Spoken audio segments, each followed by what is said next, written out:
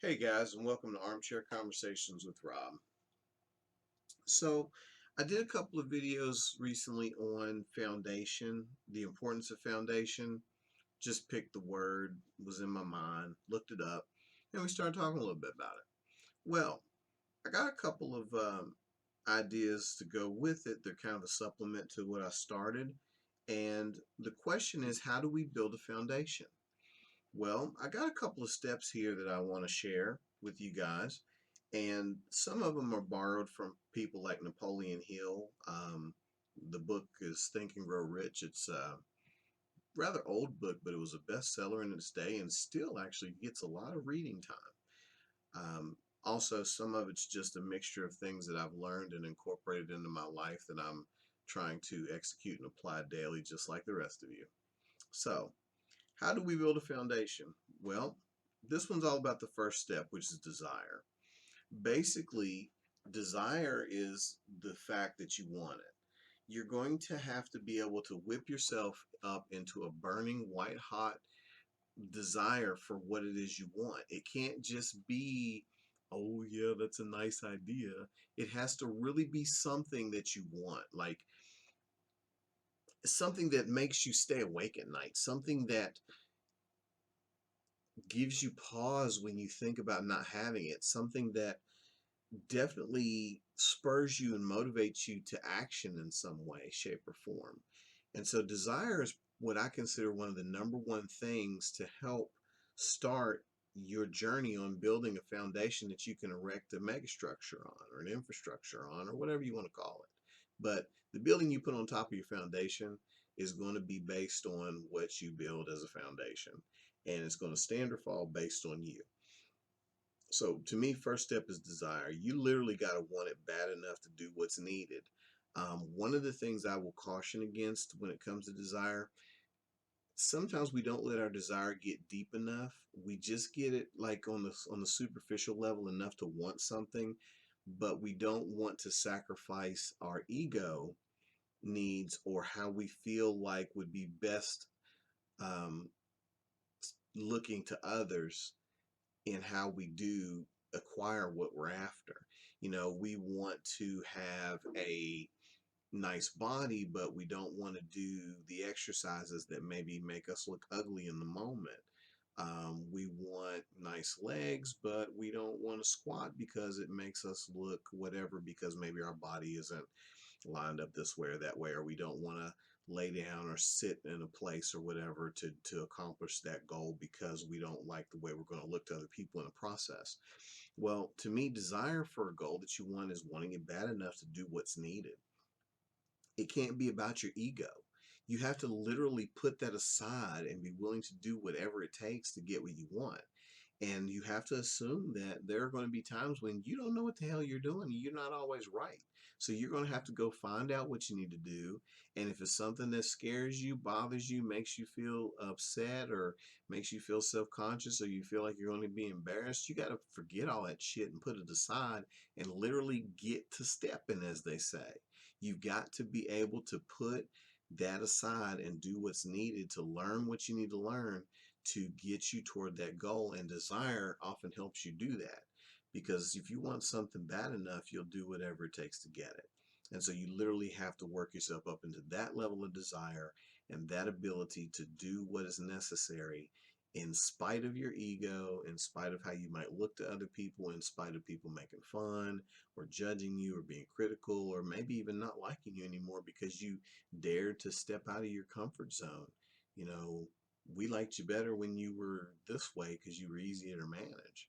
Well, that's a good step. Usually you're on the right track to something that you want, because your friendships and love shouldn't be based on whether or not people can control you. It has to be based on whether they like you, yeah?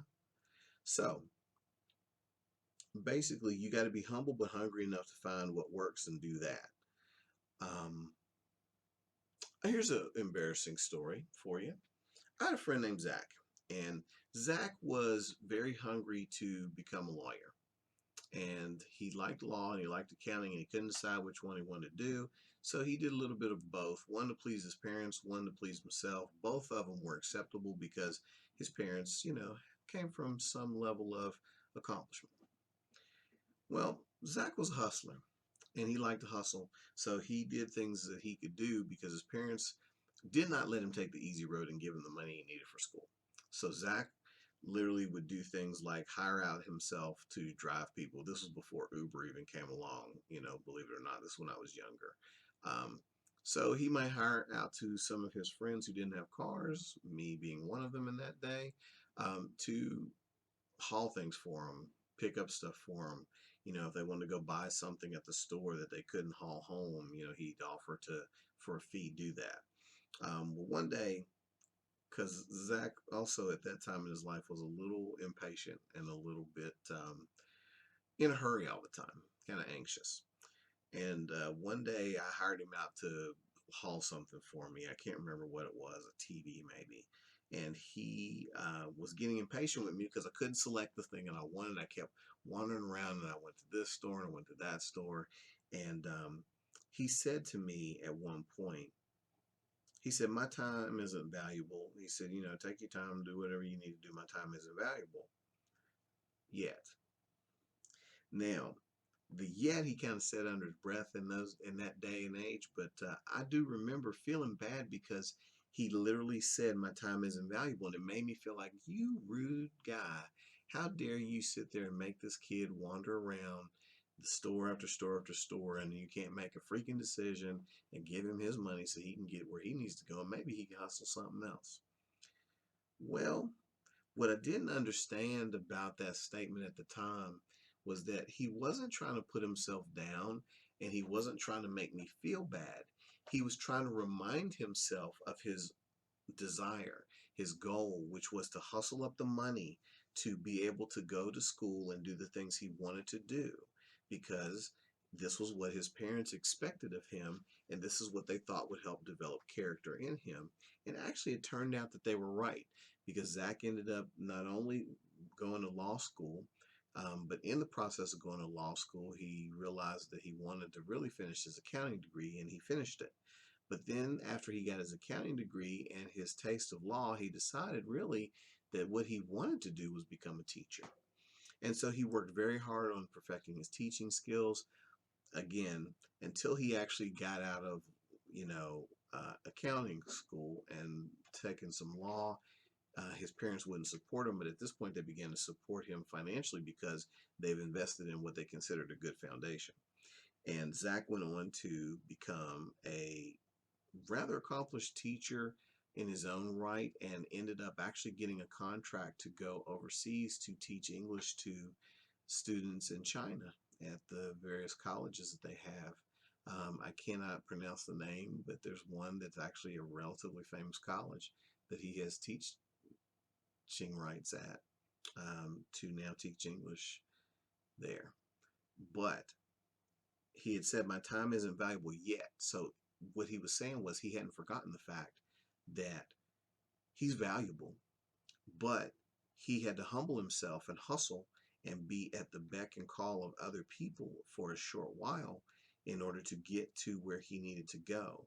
So he was willing to put his ego on the shelf in order to get what he wanted, which was in this case the money and the means and the connections. Because in the process of doing this, he obviously met a lot of people um, to become what he wanted to become. So, first step, desire. Literally want it bad enough to do what's needed. And remember, it's not a time for feeding your ego. It's humble but hungry. Okay. And maybe, just maybe, turn out to be where you want to be, maybe in short order. But it is definitely the first step, and that's the only step we're going to talk about today. So, thanks for sharing my armchair, and I appreciate you stopping by. If you liked it, subscribe. If you don't, search engines are out there. You will find what you need, but I do appreciate you stopping by. Have a great day, whenever and wherever you are, and work up that desire to get what you want. Bye-bye now.